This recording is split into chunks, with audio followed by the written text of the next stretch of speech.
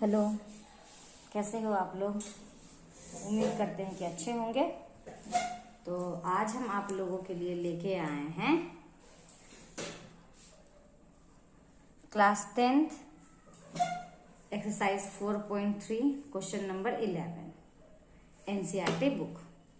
ठीक है, तो देखिए प्रश्न क्या बोल रहा है। तो प्रश्न कह रहा है दो वर्गों के क्षेत्रफलों का योग 468 मीटर स्क्वायर है। यदि परिमापों का अंतर 24 मीटर हो तो दोनों वर्गों की भुजाएं निकालिए। तो यहाँ पर जो है वो दो वर्ग दिए हुए हैं, तो हम मान लेते हैं ये एक वर्ग है और ये दूसरा वर्ग है। वर्ग क्या होता है, वर्ग का चारों भुजा बराबर होता है। ठीक है, ये थोड़ा सा ऐसे बन गया है। तो यहाँ पे वर्ग का भुजा नहीं दिया हुआ है, तो हमको क्या करना होगा, हम लोग को वर्ग का भुजा मानना होगा। तो चलिए इसका हम मानते हैं, तो ये x हो गया।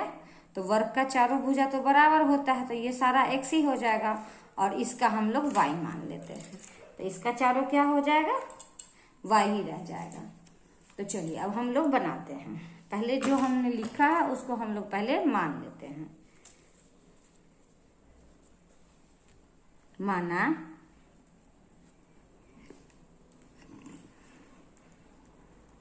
पहले वर्ग की भुजा बराबर x। ठीक है, फिर से दूसरे वर्ग की भुजा बराबर y। पहले वर्ग की भुजा हमने x मान लिया है, दूसरे वर्ग की भुजा हमने y मान लिया है। अब दोनों वर्गों के क्षेत्रफल का योग, तो वर्ग का क्षेत्रफल क्या होता है, तो वर्ग का क्षेत्रफल होता है भुजा का स्क्वायर। तो भुजा का स्क्वायर मतलब एक भुजा ये हुआ, दूसरा भुजा ये हुआ, तो ये हो गया x स्क्वायर।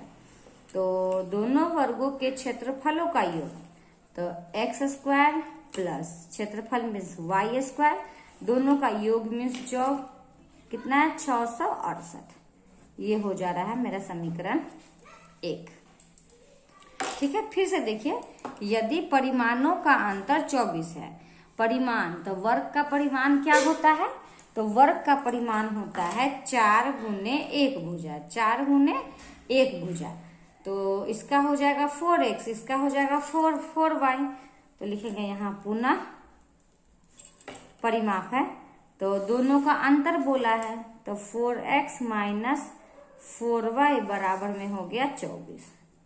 ठीक है, तो अब दोनों में 4 देखिए तो कॉमन निकल रहा था, 4 हम कॉमन निकालते हैं, तो x माइनस वाई बराबर में 24। तो ये चला आएगा बटा में, तो x माइनस वाई बराबर 24 अब बटा में 4, 4 छक 24।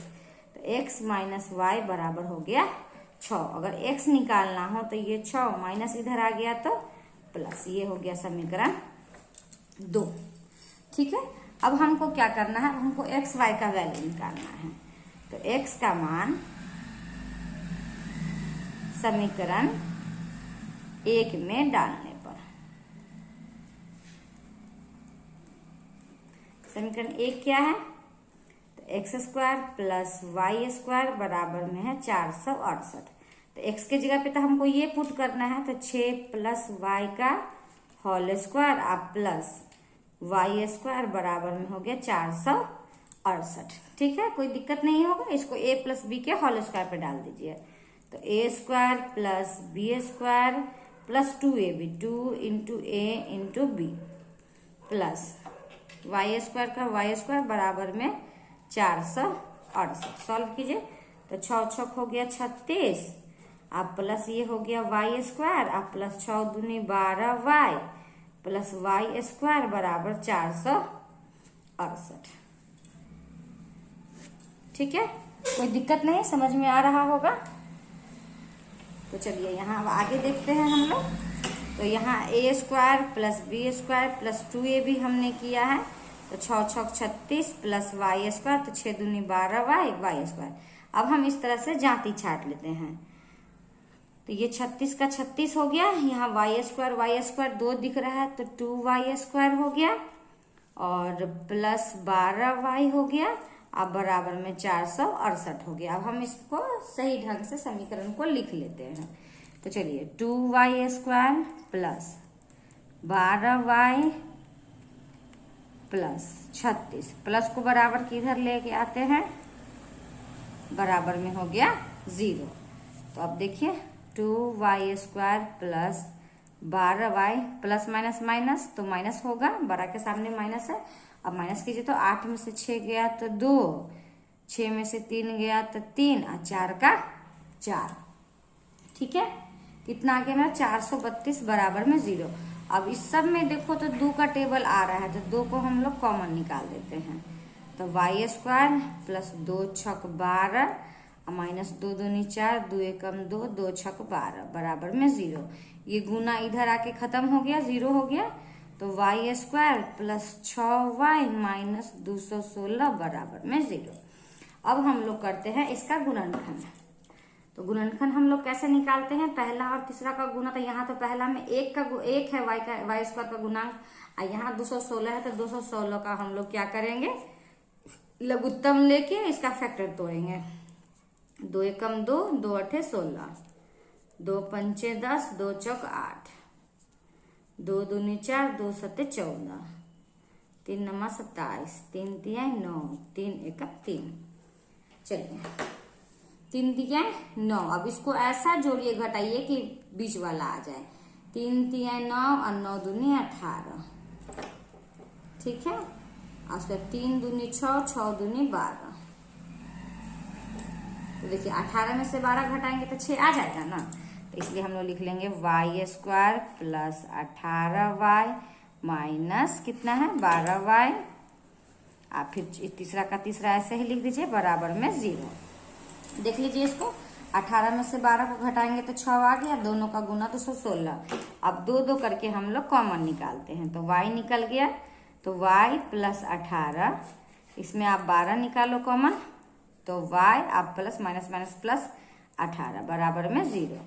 तो हो गया y minus 12 y plus 18।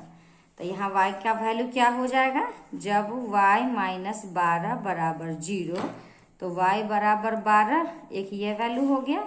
y plus 18 बराबर 0 तो y बराबर माइनस 18। तो माइनस तो नहीं होगा, माइनस की ऋणात्मक मान नहीं होता है, इसलिए हम लोग y का मान क्या ले लेंगे, हम लोग y का मान ले लेंगे 12। तो y तो निकल गया, एक भुजा तो निकाल ली, अब दूसरा निकालना है।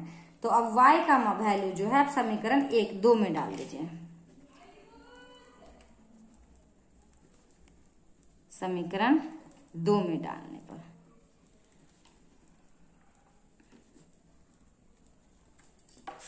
तो देख लीजिए x बराबर 6 प्लस y। तो x बराबर 6 और y के जगह पर क्या आ गया 12 आ गया। तो x बराबर मेरा हो गया 18। x बराबर क्या हो गया मेरा, x बराबर हो गया यहाँ 18। तो देख लो, यहाँ लिख लो आप लोग। तो पहले वर्ग की भुजा x हमने कितना निकाला है, x निकाला है 18। दूसरे